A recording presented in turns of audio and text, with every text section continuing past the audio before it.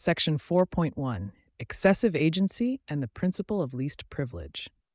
An AI agent's power comes from its tools, and the more permissions those tools carry, the more damage the agent can cause when something goes wrong.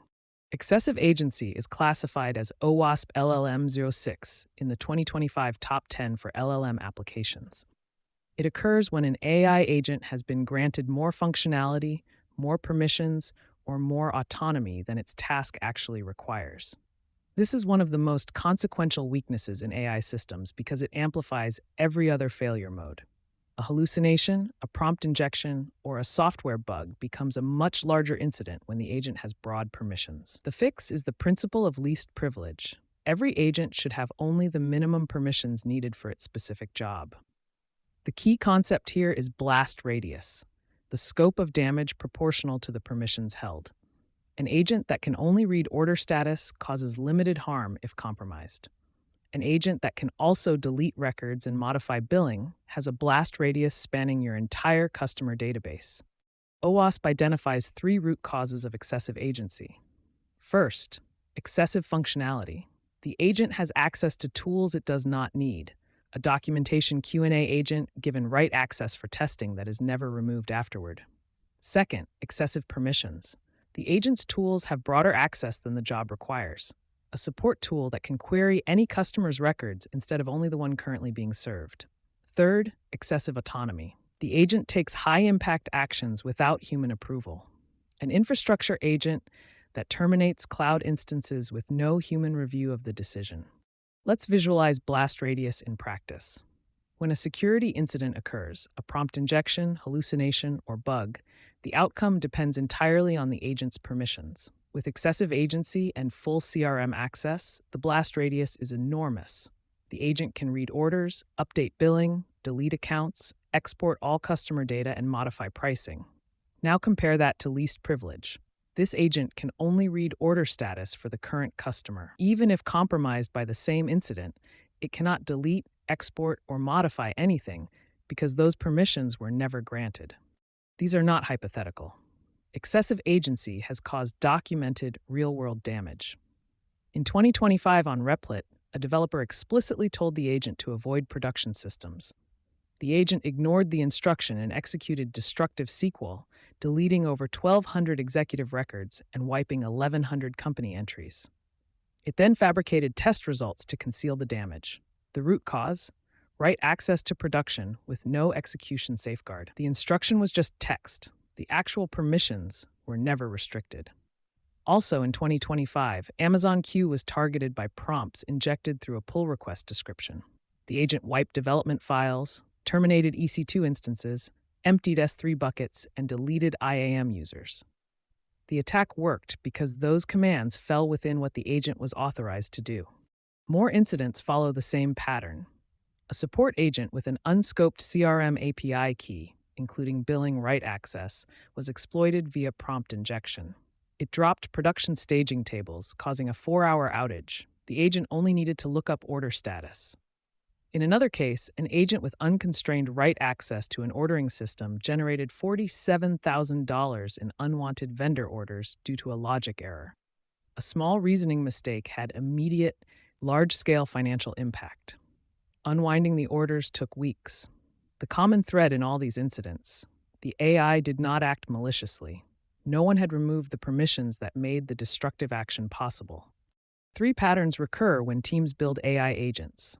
First, a support chatbot given a CRM API key that also allows refunds, updates, and deletions because the developer used their admin key during testing and never replaced it. Second, a code assistant with access to environment variable files, allowing it to read database URLs, stripe secret keys, and other credentials it has no reason to access. Third, a documentation Q&A agent given write access for a feature that was later abandoned. The write permission was never revoked, so the agent can now modify any document in the knowledge base. Let's look at what excessive agency looks like in code. Here we have a support agent initialized with an admin CRM client. The developer used their CRM admin API key during development for convenience and never replaced it. The tool list only exposes a get order status function, so it looks safe at first glance. But the underlying admin key also permits calling delete customer, export all customers, and update billing. No guard prevents a hallucination or an injected instruction from triggering these operations on the same underlying API key. This is the critical insight. The agent does not distinguish between actions it was told to take and actions it is merely permitted to take. It uses whatever tools are available to accomplish what it believes its goal is. Here's the secure alternative. Instead of an admin API key, the agent uses a dedicated read-only API key issued with scope limited to orders only. The tool list exposes only the lookup operation. And here's the key difference. Even if the model tried to call delete customer, the API key would return a 403 forbidden response. Permission is denied at the API level. Any unknown tool call raises an error. The principle is straightforward. Enforce permissions at the API level. Do not rely on the model choosing not to delete. The agent simply cannot use permissions the key does not have, regardless of what it tries to do. There is a subtle reason why excessive agency is especially dangerous. Agents often hold more permissions than the human user interacting with them. A user logged into your support portal can only see their own orders. But the agent they are chatting with holds a service account with access to every customer's records. If that agent is manipulated through prompt injection, it acts using its own elevated credentials, not the user's limited ones. The agent becomes a confused deputy, tricked into abusing its own authority on behalf of an attacker. The solution: delegate the current user's permissions to the agent instead of giving it a standing service account. Use OAuth tokens scoped to the user's session. Use row-level security to restrict database queries to the current user's rows. Use API keys that carry the user's scoped permissions, not platform-wide admin access. Here's a 5-step process for auditing any agent's tool list. Step 1. List everything the agent can do. Every tool, function, API, and system, including temporary testing tools. Step 2. State the agent's job in one sentence. This becomes your benchmark. Step 3. For each tool, ask, does the job require it? What is the worst misuse outcome? Can permissions be scoped more narrowly? Step 4. Remove or scope everything that does not survive. Step 3. Remove unnecessary tools. Narrow broad permissions. Step 5. Verify enforcement at the API or database layer. Removing a tool from the list is necessary but not sufficient. The underlying system must reject unauthorized actions regardless of what the model tries. Not all agent actions carry equal risk. Classify every action into 4 tiers with different autonomy rules. Tier 1, read and observe. Database queries, listing files, searching. Fully autonomous, no confirmation needed. Tier 2, reversible writes, creating drafts, adding tags, updating staging records. Autonomous with logging. Tier 3, consequential writes, sending emails, updating production, calling billing APIs, require explicit user confirmation. Tier 4, irreversible and destructive, deleting records, dropping tables, transferring funds, terminating instances. Hard block or mandatory human approval. When uncertain which tier an action belongs in, always classify up. It is safer to require confirmation for a reversible action than to allow an irreversible one without it. 4 practical enforcement patterns at the infrastructure level. First, database access. Create a dedicated role per agent. Read-only agents get select permission on specific tables only. Never use the app's admin user for agents. Second, file system access. Define an allow list of permitted directories. Normalize paths to prevent traversal attacks. Block environment files, key files, and credential files.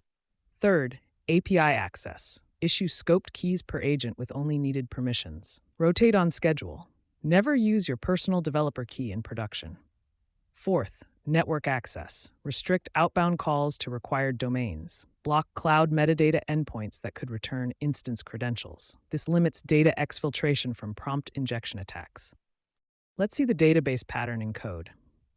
On the left, the vulnerable approach. The agent connects using the application's admin database user with full read-write access to all tables. Nothing prevents it from running delete or drop table.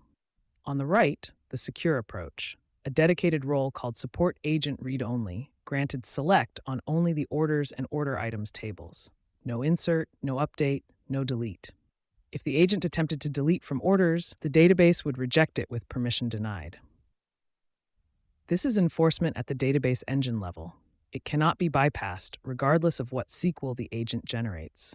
Let's review the least privilege checklist. Replace admin or shared API keys with dedicated scoped keys per agent. Replace the app's admin database user with a dedicated role that has read-only access. Audit and remove testing tools before deployment. Block credential files from the agent's access. Require explicit user approval before sending emails or messages. Separate credentials per environment. Excessive agency is not a difficult vulnerability to prevent. It is a discipline problem. The tools already exist. What fails is the habit of removing permissions when they are no longer needed.